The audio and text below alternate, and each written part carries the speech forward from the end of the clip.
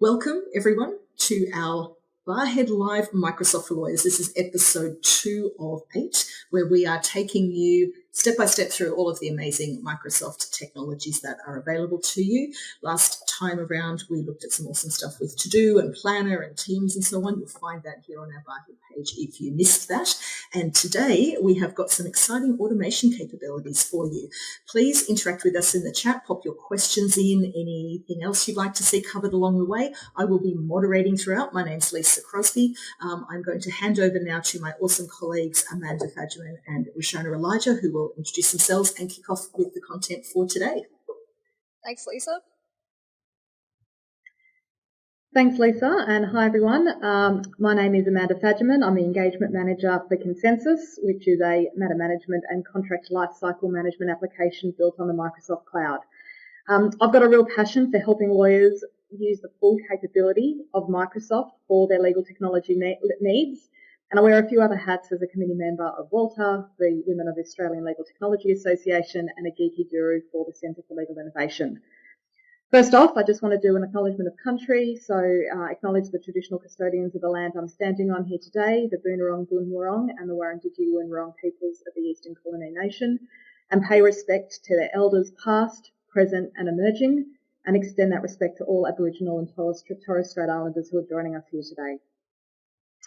I also want to acknowledge our fabulous event partners, the Centre for Legal Innovation. Again, thank you, Terry Modested, and the Australasian Society for Computers and the Law. Thank you, Marina Yasparov. We're thrilled to present this series to collaborate together to further our joint missions in innovating the legal technology industry. All right, thanks, Amanda. And just a bit about me, everyone. So my name is Rishona from Barhead. I'm a Microsoft MVP, and I work at Barhead as a Power Platform trader. Really excited for what we've got in store for you today. We're going to be looking at all things Power Automate, so I'll be doing the demo for us for today. Nice to meet you all, and I'll hand it back over to Amanda. Thanks, Rishona. I'm really excited to present this series with Rishona, and today's session is probably the one that I'm the most excited about. So I want to get straight into it. Before I do, I just want to recap a few quick things. Firstly, our target audience here are legal practitioners, from in-house lawyers to private practice lawyers to government lawyers, community CLCs or community centres. They all ultimately share the same passion for the need to create, to store, to retrieve, to access information and knowledge, but relevantly for today, they're looking at ways to reduce the manual tasks, to increase productivity and to increase efficiencies, to make their daily lives easier and add value. When we're talking about Microsoft, some of it may look familiar, some of it may not. There's no right or wrong way for the way that your team may or may not use Office 365 and these applications. So the use cases might be slightly different, and that's ultimately because the platform that Microsoft provides is designed to be enterprise, flexible and scalable. And that's why partners such as Barhead are designed to help teams set up the business applications for their specific use cases and meet client needs. Look, as Rishona and Lisa have both said, we really want your input, we want your feedback and we want your questions. So please add comments to the chat. We'd love to hear what you'd like us to address in future sessions. So just to do a quick recap for last week. At its core, Microsoft is an ecosystem of interrelated and integrated applications for productivity, collaboration, and enterprise-wide data management. And we've got the Teams layer there sitting as a skin across all these applications. As Rishona takes you through some of the demo today, you'll see the way in which she uses Teams to collate all these different applications, all embedded within a Teams environment, and the way she flicks between them. So a fortnight ago, Lisa and I presented on Microsoft's productivity tools and how legal teams can use To-Do, Planner and Tasks to better manage their daily work. And today, session 2, we're going to cover how legal teams can use Power Automate to automate processes such as approvals and notifications. So we'll demonstrate a flow, we'll talk you through how you can create a flow to automate some approvals and some documents. Now, and if you've ever created a rule in Microsoft Outlook, like, a quick link or a quick quick step to add an email to a calendar, or to put a particular email from a particular group or person into a subfolder. That is essentially automation. You've already explored the concept of automation. So Power Automate essentially takes that functionality and lets you connect with multiple connectors, both within and external to Microsoft, across a variety of different applications so that you can run a workflow. So a bit about Power Automate before we go into it. The purpose of Power Automate is essentially to automate business processes to trigger workflows. And the idea here is that people should be able to focus on tasks where they can bring unique human value. And that's particularly apt for lawyers and so many legal departments who endure wasted time on administrative tasks, low value work, instead of focusing on those areas of legal work that actually require skill, human expertise, skill, judgment, where they can actually add strategic value to the organisation. So Power Automate allows you to accelerate productivity across the organisation, reducing manual re-entry, repetitive tasks, and reducing costly errors due to those manual processes so that you can focus on more strategic work. Now, critically, it's stuff that you can do yourself. There are built-in templates which basically provide you with a framework, the no-code platform for you to follow certain steps and automate certain tasks. But just a word of warning, that the power of Power Automate is because it's enterprise-wide. It's an enterprise-wide business application, and therefore, due to its flexibility, it does bring a slight degree of complexity. Now, the complexity can be overcome if you know where to click on what to do, but it doesn't replace the need for matter management systems or contract management systems. It can certainly aid with some process improvement and efficiency.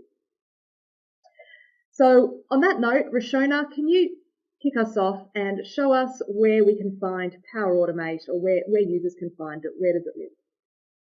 Of course, let's get stuck into it then. So thank you for that intro into Power Automate, Amanda. So Power Automate, of course, you want to know where you can go and find it. There are 3 places we can go and use it. First off, I'm going to talk about how you can find it directly within Teams. So for our Teams users here, you don't even need to journey far to go and find this and start using the tools that we're going to be showing you today.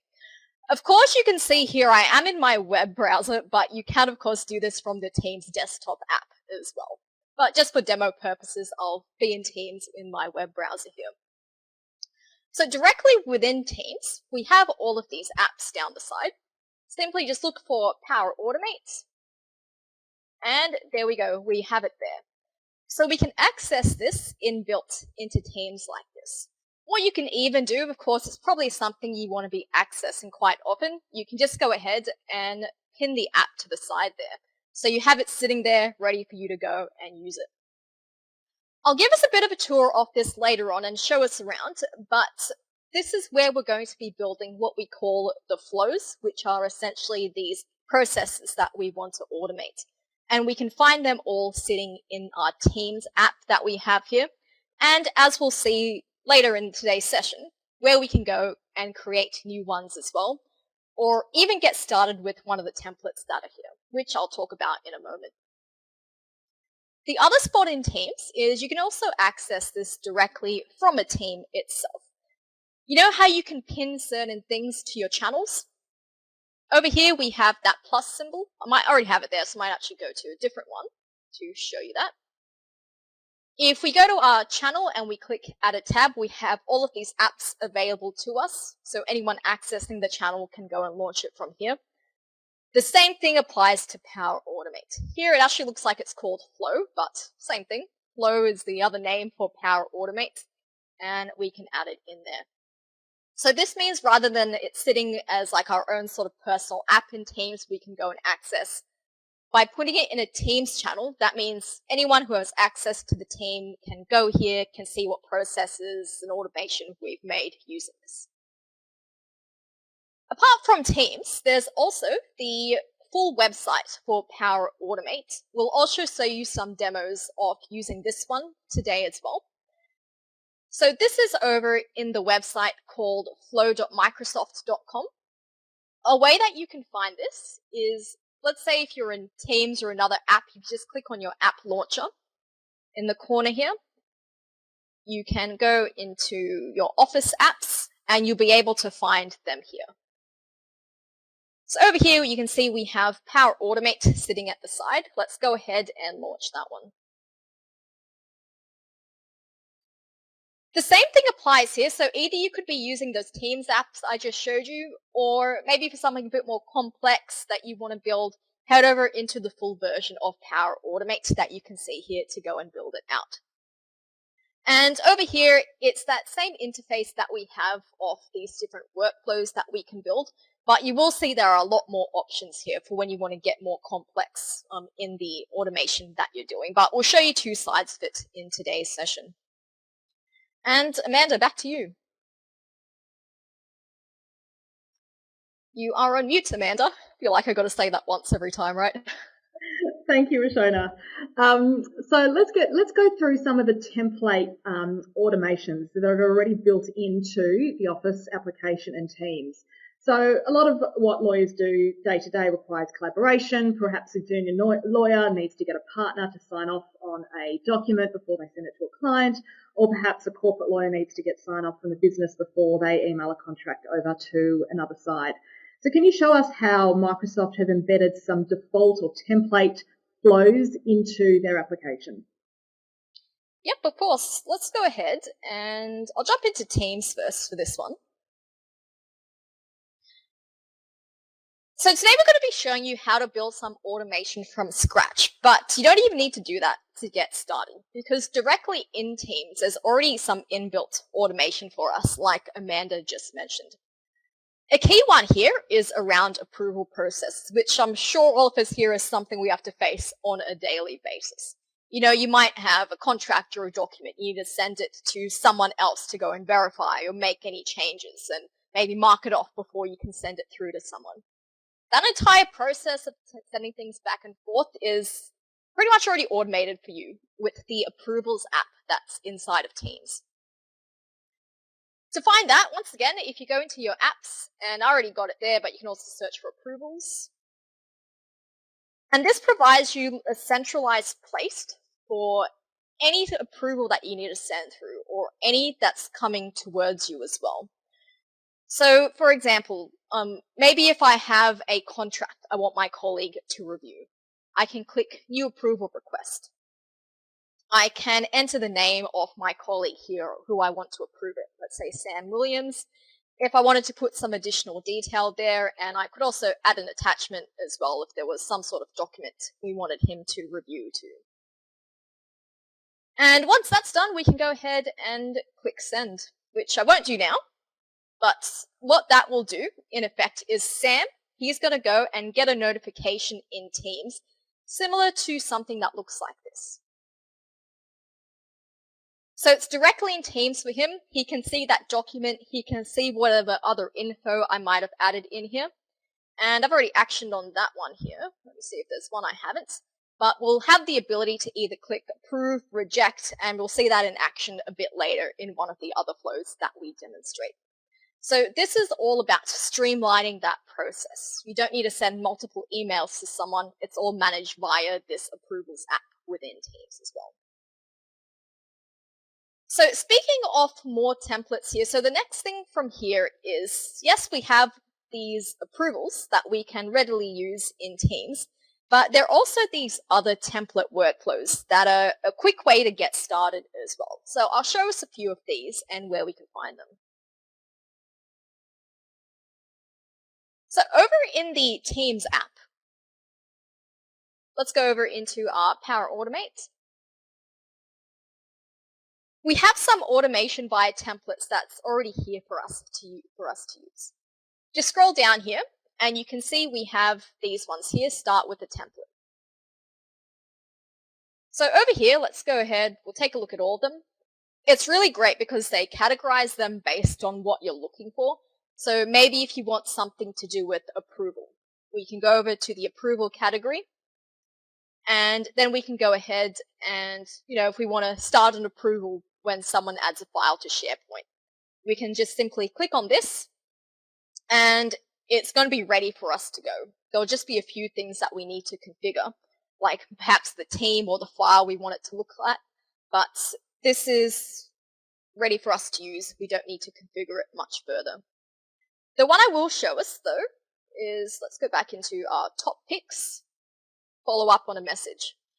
I love this one. I feel like it's the most simple use case as well, because how many times have you been in Teams, you've seen someone has sent you a message or something to do, but you're in the middle of something else at the moment. This follow up on a message one lets you just select a message and then select a time you want to be reminded about it. So, rather than forgetting about it, it's going to come up with a reminder on how you can use it. So simply, if I just click on that template and let's do create a flow. So simply what that does, if I'm in Teams and if I see a message of someone telling me to go and do something or anything that I maybe want to go and follow up on later, on the message I can click on my more options here and we'll see these things called more actions. And over here, we see that flow or that automation that we just activated, follow up on a message. So simply what that will do is get us to specify a date, a time, and when we would like to be reminded of that. So this one, in addition to all of those other templates that you saw there, I reckon go and explore them. So take a browse through. I find that the templates are a best way to get an idea of what you can build with Power Automate. So simply just take a browse through. I'm sure you'll find something that you'll be able to start using immediately back in the office. And Amanda, back to you. Mouse on the unmute button this time. I think that the power of those templates are just incredible, and I love the way that you can actually not only filter and search based on categories like approvals, but you can also search for the applications. So you can search for Outlook and Forms, and it'll bring together all the templates that link those two applications together. I show that while you're going. Yeah, great. Or even if you're looking outside, so I'll just let you show that. So you just do a search for email or Outlook. It will capture so many different combinations of Microsoft applications or even applications external to Microsoft. So if you're looking to include a flow that captures either Salesforce or Twitter or any other Workday, there's so many other different connectors that you can include that have those native integrations. You can run those searches and find already built-in templates that you can leverage without having to do the manual steps yourself. Just to add on that, Amanda, I'll go to the full version of Power Automate here. So if you did want to see all of those connectors that Amanda mentioned, you can get a good view of that if you go into the Power Automate website. So, if you have a system in mind you want to work with, head over to connectors. And here you have over 650 different cloud systems connectors that you can use. So Salesforce, Outlook, Microsoft, non-Microsoft, third-party things. You can find that complete list here. It doesn't look like it wants to load fast enough, but here we are. So we've got things like Twitter, blog feeds, OneDrive, and you can get a good idea of what connectors are available from here. So perhaps if you wanted to... Sorry, go ahead, Amanda. That's all right. There's even a ton of Google integrations. Yes, they are. Well. Let's try out You're the on the search Google one. Drive. So we can just search for Google, and there we go. All our Google connectors are there. If perhaps you wanted to do something with it, like let's say Google Calendar, if you just start from the connector, it gives you some videos, some tips, some templates, some things that you can start using with that immediately too. And it'll also prompt you to log into that connection as well. So whereas for Rashona, the apps that she's demoing are automatically signing her into her Office, native Office environment. If you are connecting to something external, it'll prompt you to say, hey, sign in. So let's go into a couple of scenarios here. Let's imagine a scenario where a team has a templates folder which contains some legal precedents. Now, most of the time, lawyers don't want those precedents being amended and changed because they want them locked down.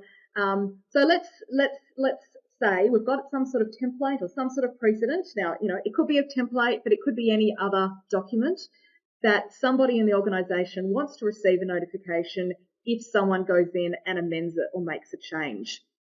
So, Rashona, can you talk us through how they might go about doing this? Exactly. All right. So first I'll actually show us what Amanda just described, then I'll show you how we can go in and build it. This is actually a pretty straightforward, simple one to get us started. So like Amanda said, we perhaps have a template here in Teams. I have this one here in my file section called templates, and we have this NDA one. And we want to know if someone's going and modifying this. If I was to go ahead and open up my Word doc for it, let's say if I'm going ahead and making a few changes, like maybe I might delete this row from here, save that. Me making that change, saving that document, is what's going to trigger a notification to myself to let me know that someone has gone and modified it. So that notification will probably take about a minute or so to come through, but you'll notice when it does. But in the end, what we have is we'll get a simple Teams message that's telling us this file has been modified and who made that change. My name for this demo, by the way, is Alex Hunter. That's why it says Alex Hunter here. And when that comes through, we'll see the notification come up. That notification, by the way, could be anything. Since we're working in Teams, we wanted this to come through via Teams, but I'll show you where you can call on all those different connectors to have whatever other action you want to occur from here.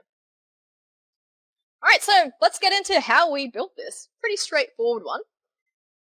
I'm going to start off over in the Power Automate app for Teams. You can also do this from the website as well. But I feel, we're already in Teams, we've got the app here. Let's go ahead and build it. Alright, so first up, we're going to go ahead and create a new flow. So we'll be building one from scratch this time, rather than starting from one of these templates that's ready for us already. So we'll create from blank. We can give our flow a name. So by the way, this process, flow is what it's called in Power Automate. It's this step-by-step flow or process that we're building out. That's the name for it, just in case if you're wondering why I've mentioned the word flow a few times. So let's call this notification for a file. I know I had a typo there, but I'm just going to keep going.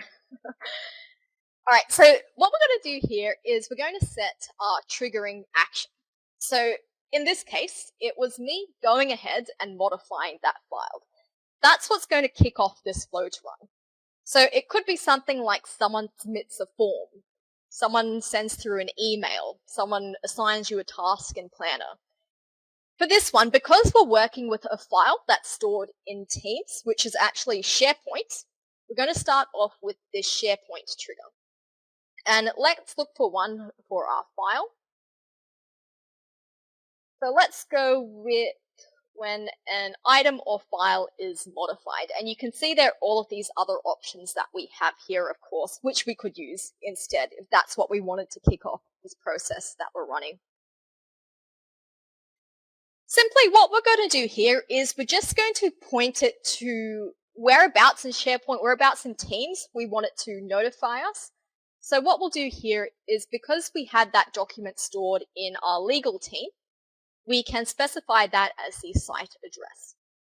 What you'll see in this drop down, even if you don't use SharePoint directly, is that these are going to be all those teams that you have set up in Teams. So we've got our legal team, and here we're going to specify documents because we're looking at files that we have stored.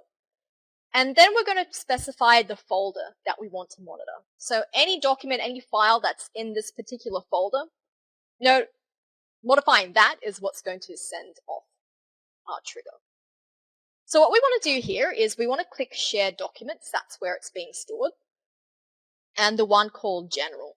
So once you go through to Shared Documents and General, that's where you'll see what you see in that files area of Teams that we have there. And in this case, our one was in the templates folder. So we'll specify that one. Alright, so we've got our trigger. The next thing now is we want to send through a notification when that happens. You can call or you can get any of these actions to occur. Maybe if you wanted it to be an email, another like a mobile notification or anything else, you can select those. But for this one, we'll go ahead and we'll pick Microsoft Teams. And let's do post a message. so we can get that message that we saw came through earlier.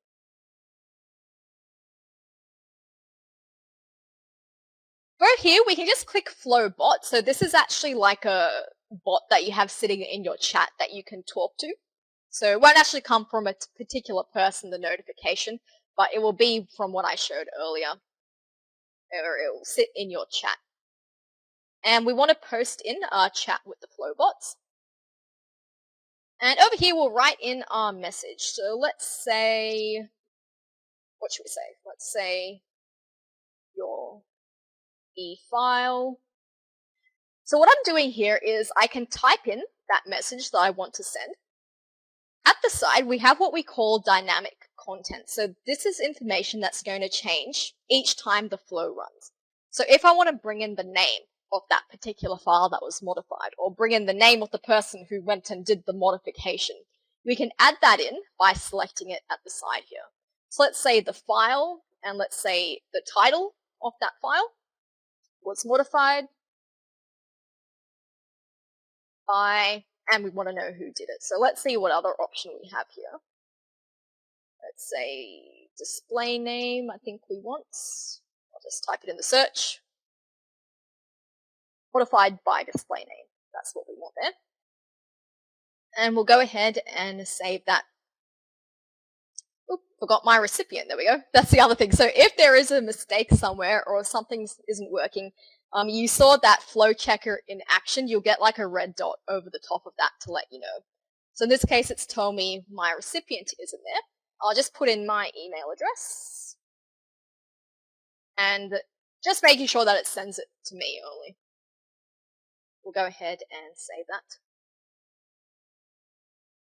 Alright, so that's ready to go, and that's active now. So what we've done here is we've built that flow. If you did want to go and turn it off at any point, you can do that. So at the moment it's active, but if we head over into our Home tab, we can see that it's here, it's active. So now if I was to go and modify that file, open it up, we'll get our Teams notification that looks like this to tell me when it's been modified and who did it. Alright, Amanda, I think that's the first scenario that we have there. That's amazing, Roshona. Thank you for that. You really make it look so simple, and I love the way that Microsoft has that built-in testing feature so that you can automatically test if there's any underlying errors in the flow itself, and then test it afterwards. So let's go to something which is a little bit more complex. Let's play with a few different triggers and a number of different connectors here. So let's see. Let's take an example where someone is going to use a Microsoft form to capture feedback about the legal team and a matter that they've recently worked on. So can we try and set up a form to capture some feedback on the completion of a matter, send an email notification once someone has submitted that form, and create an item in To-Do for somebody in the team to review that feedback? Yep, alright. Let's show you how you can do this one. Alright, so like Amanda said, first I'll demo you what the end result is going to look like, then we'll get into how you can go ahead and build this one. Our starting point here is going to be Microsoft Forms. Let me open up my forms. You can find forms, by the way, if you're just in your Office app, open up your apps and go to Forms. So for those unfamiliar with forms, you know, if you want to get feedback about something, create a poll, you can go ahead and build this here. So we have this one called Feedback.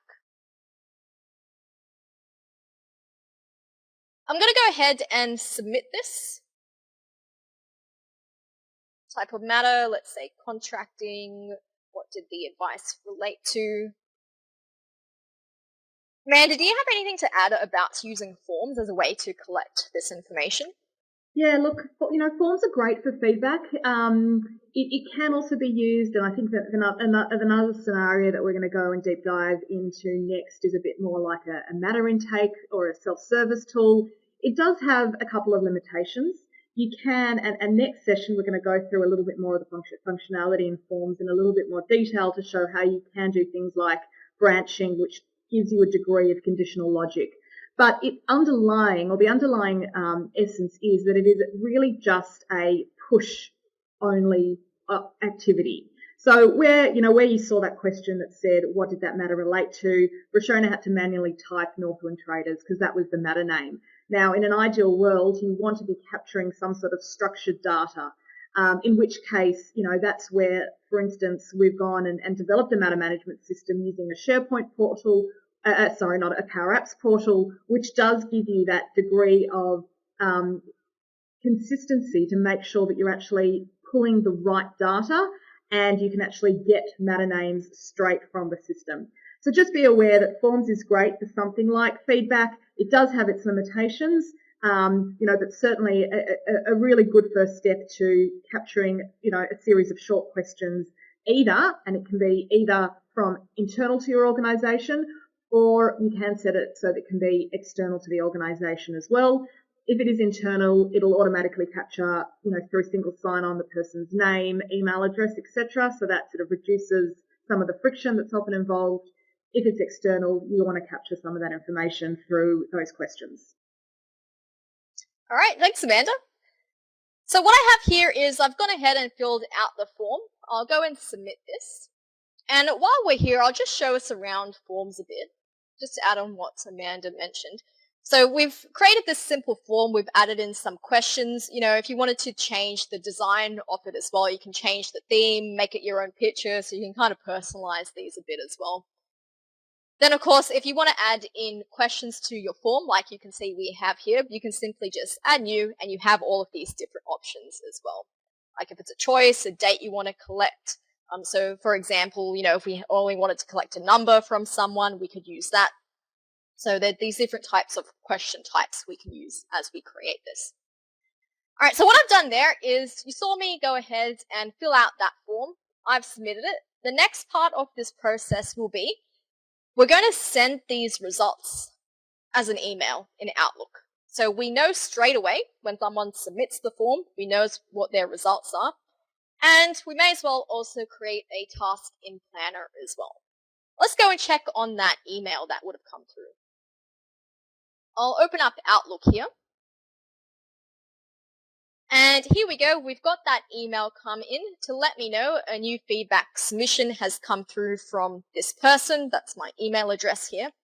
And we've also embedded or inserted in those results that we gave them. So we get that immediate notification. We can see straight away what they actually responded with as well.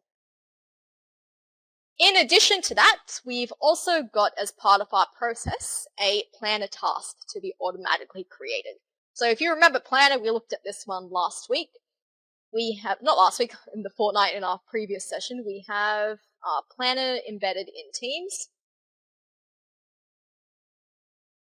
I've got it in my Northwind Traders team that we've set up because that's what the Planner task related to. And this is the one that was just automatically created here. We've got our task created called Review Feedback. We've assigned it to someone, Lisa in this case. We've even assigned it a category or a color as well to help us distinguish that. All right, so let's build this out. Let's show you how to make this.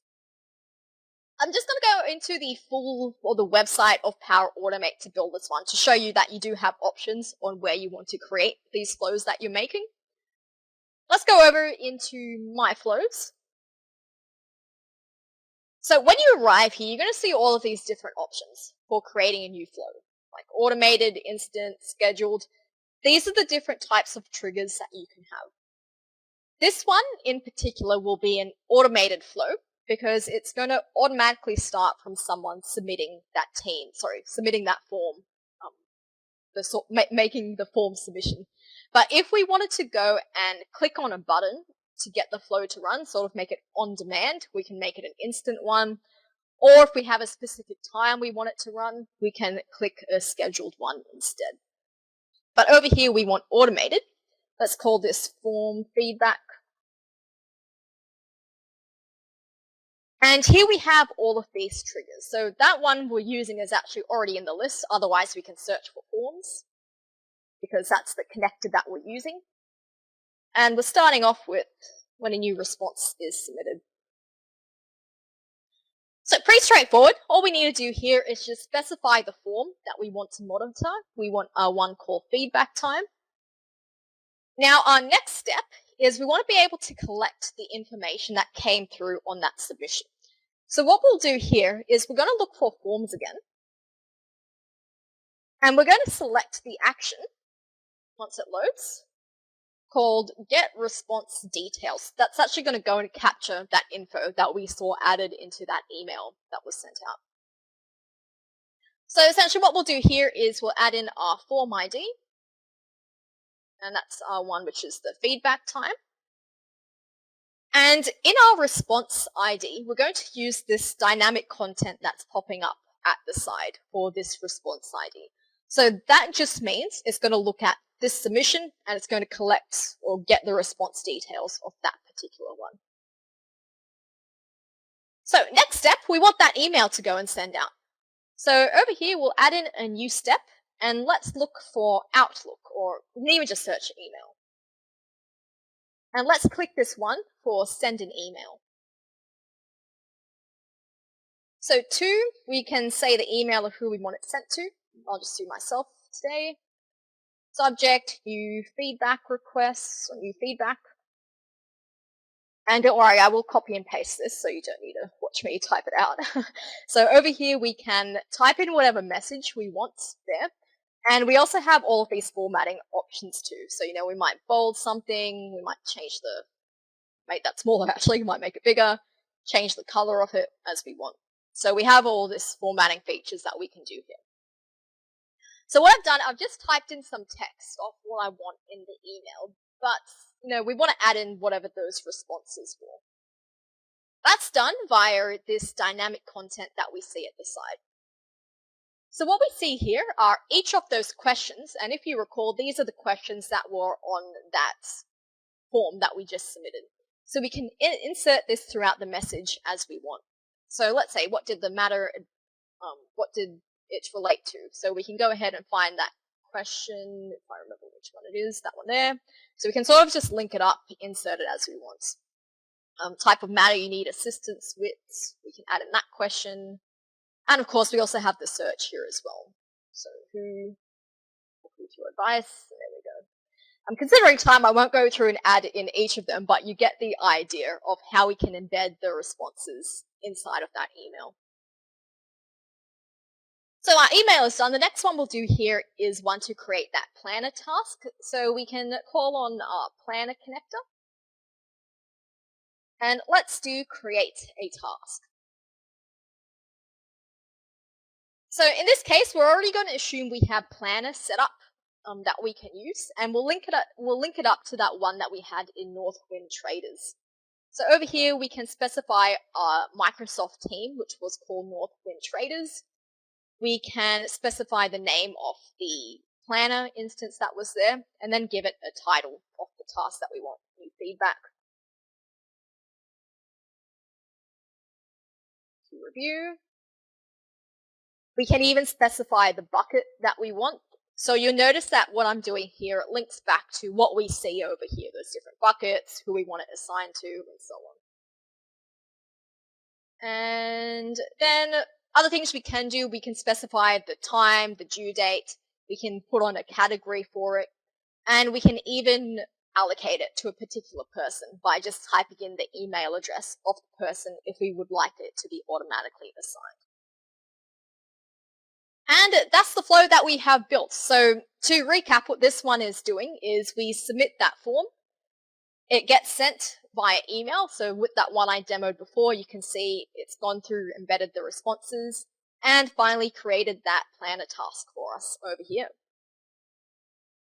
All right, Amanda, back to you now.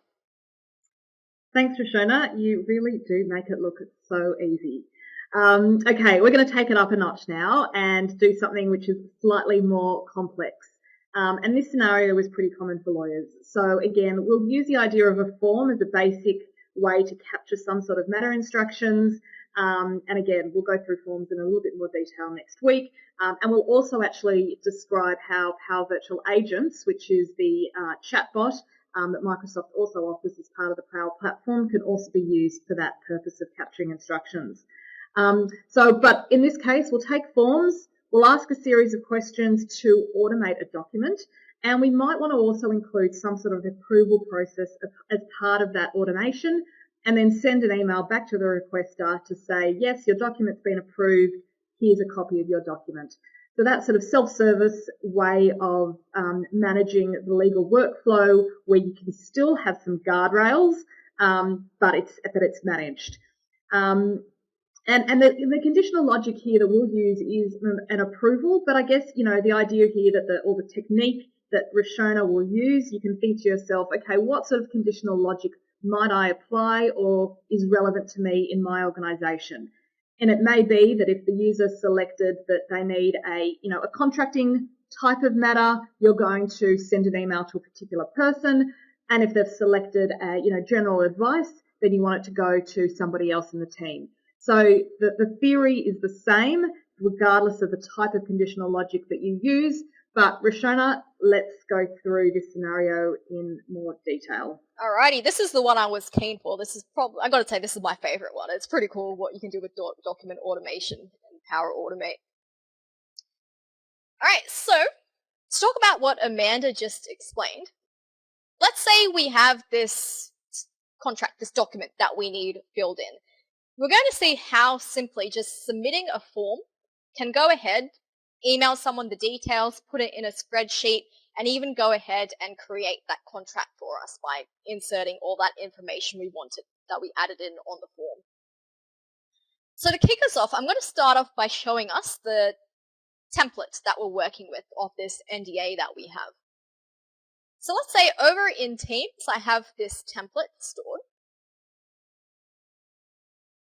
And I'll open it up in Word so you can get an idea of what we're working with here. So for this document automation that I'm going to show you, you need to have a Word template. So what I've done here is I've put in these different places you can insert the text. So this is done via the Developer tab in Microsoft Word. If you don't see your Developer tab, by the way, you'll probably need to go to File, and it should be in your other options where you can go and enable it. But simply what I've done here, I've only done 3 things that we're going to fill in this case. It could really be anywhere else in the document, any other information. It could be a signature. It could be like lines or a table of something. So you can make a template out of anything. But in this case, I just want my permitted purpose, the term, and the governing law to be inserted. So by the way, if you just go and you add in control, you can see that's gone ahead and it's inserted a spot for us to go and insert some sort of text there. So that's just a bit about the Word templates if you're unfamiliar with that. But that's going to be our starting point for what we're working with today. Alright, so we've got our template. We've got this stored in SharePoint or in Teams. Now I'm going to go ahead and fill out a form for us. So we'll see this process kick off then. Let me go back to my form that we'll work with for today. We'll go to R1 legal matter request. Alright, so how can we help you? And I'm going to say I need a contract drafted and I want an NDA. These types of options or responses I'm given is actually going to route that flow that we're building out and the process. So I said I wanted an NDA. It knows that, and we'll see the end result is going to produce the results in that NDA that I showed us. So let's go ahead. We can fill this out a bit more. What else do we want? Permitted purpose.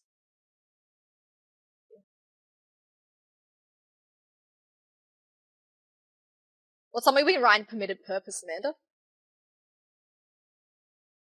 Let's just go with, merger and acquisition or M&A deal, business dealings.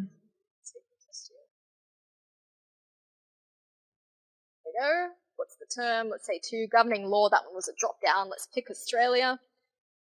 Anything else? Let's say this is highly confidential.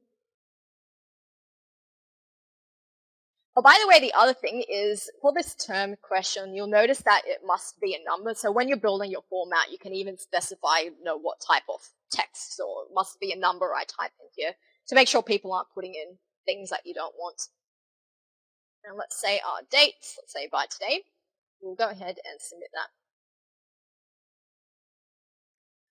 Alright, so our form is done, and that's really all the manual work that we need to do at that point, because the flow is going to manage the rest of this.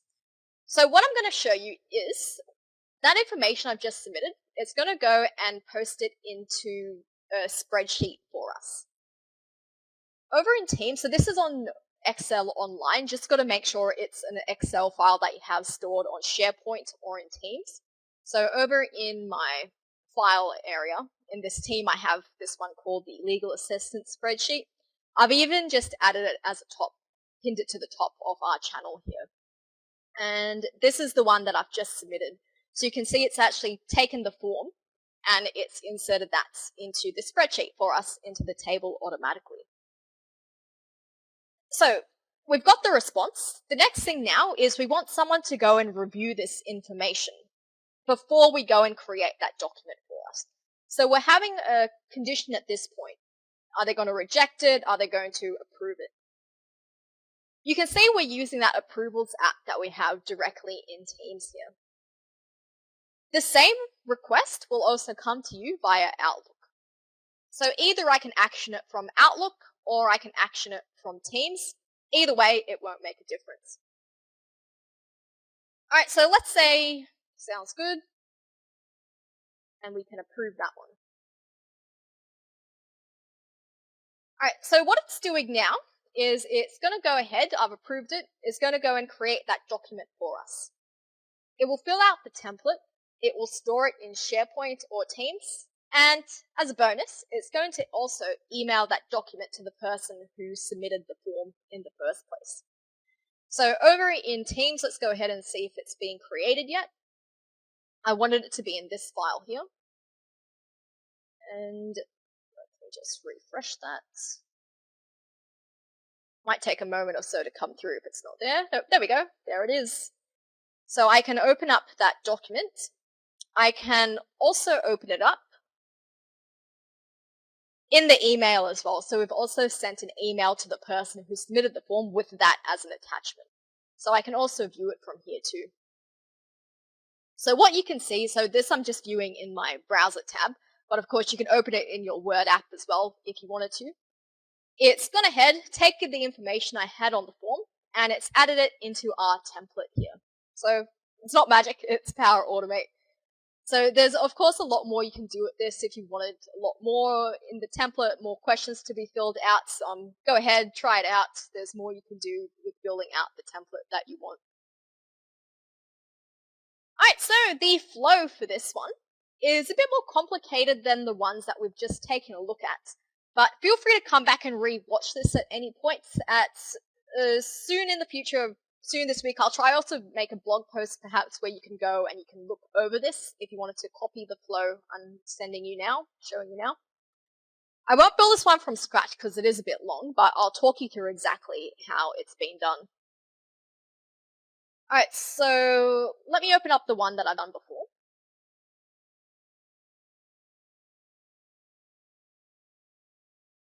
Alright, so in this case, we're starting off with our trigger, which is like in the previous one we just showed you, when a new response is submitted. And in this case, we're looking at that legal matter request one. Next, we have this action, which is get response details. So like before, we're collecting that information from the response that came through. And I've sort of tagged this here so you can get an idea of what each action is doing. I've added in the Excel online action, which is called add a row into a table. So this is what's going to take that information and add it into that spreadsheet for us. So by the way, for the spreadsheets to work, you need to make sure that you have it set up as a table itself. So back over on that spreadsheet that I added it to. So, it's not just a blank spreadsheet. This is actually created as a table. So, you can just start it as a table, have a table name, and that's what you're linking to in this flow that you're building. So we've just pointed to.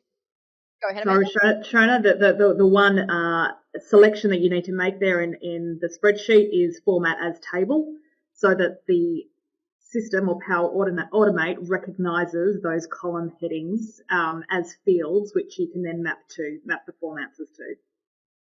Yep, that's right. once you select your table, my one was just called Table 1, but it will bring through all of those columns that you have set up in that table.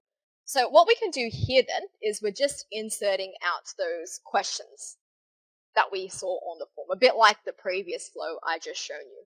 So help requested that column on our table. We want to link that one up to our question of how can we help. So we'll select that question from here so we get the right information inserted and it knows exactly where to land. So with our flows, we can add in conditional branching as well. So based on certain outcomes and things that happen, perhaps we want a different set of actions to occur. So we can add in these different conditions. In this case, we're going to take a look at what I answered to the question, what type of contract did I want? We only want it to run if I selected I want an NDA. So over here we've added in the dynamic content for that question. What type of contract do you want? It must equal the results of NDA. So if I picked NDA, it will run the rest of this process that I've built. We've added in this action for Office 365 users. And the reason I've done that is just so we can get some more info about the person who submitted the form. By default, we'll only have their email address to work with. But if we wanted to see things like their birthday, their name, their address, the office they work from, we can use this one called Get User Profile so we can collect all of that information and then perhaps use that in the flow that we're building. Then we're going to reach another condition soon enough. And this is where we're sending off an approval process to run. So you can have different types of approval. In this case, it's just sending it to one person, and we've specified that person. You can also set it up so that it goes to multiple people, goes through a list of different people. So you have these different ways which you can pick from the approval type on how you would like that to work.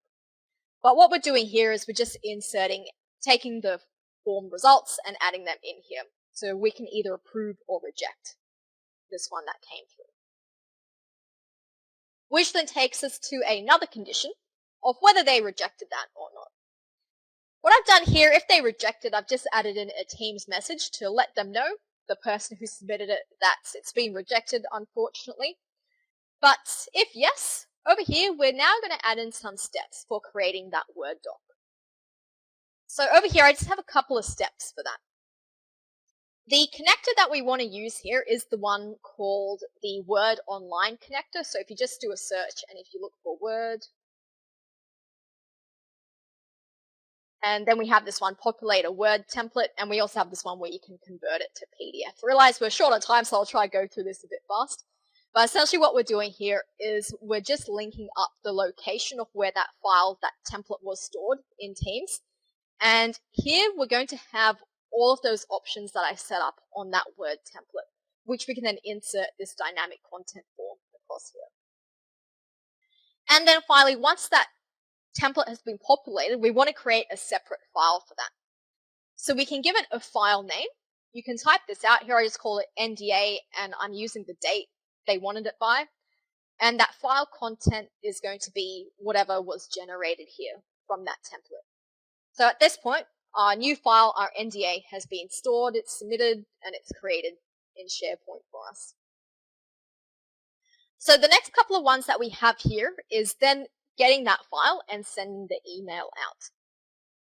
So over here, I've added in a SharePoint action just to retrieve where that file is now stored. And finally, we've added in this Outlook action where we're going to send an email back to the person who submitted the form. And we're going to add in these attachments here.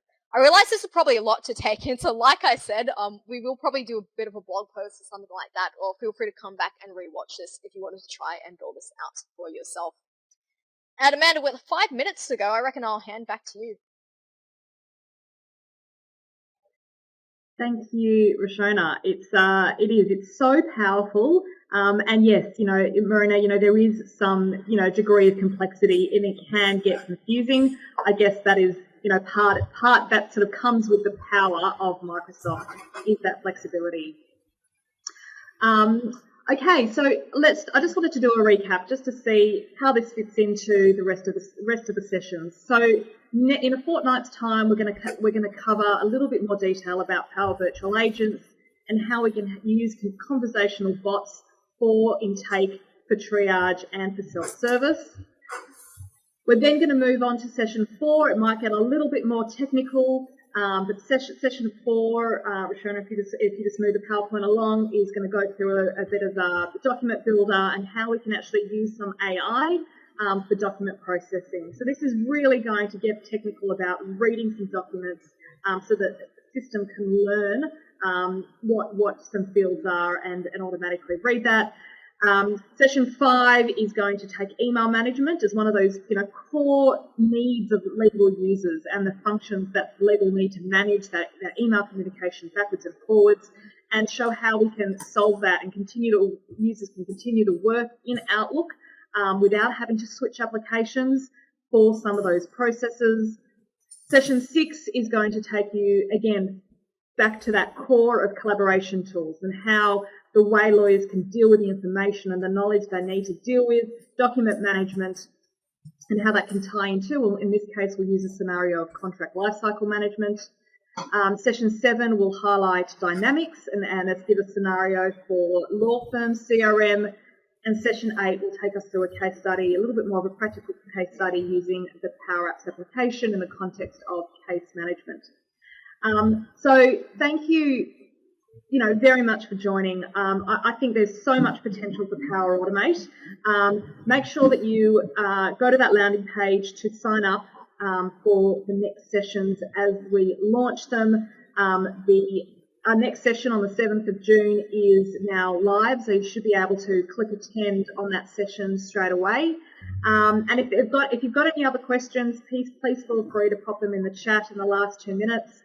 I think there's so much potential, and there's a couple of other scenarios that spring to mind for me. And if you've ever been in a law firm where you need to know when your partner has sent you an email, you can set up a Power Automate workflow to say, hey, I've got an email and from particular person X, and it can come up on your phone as a notification, so you don't miss that important email when it comes through. Lisa, Rashona, anything else to add from either of you? No, I think you said it all, Amanda. That's all from me. All right, I'll wrap us up then if I think we're done. Thank you everyone for your questions and comments in the chat.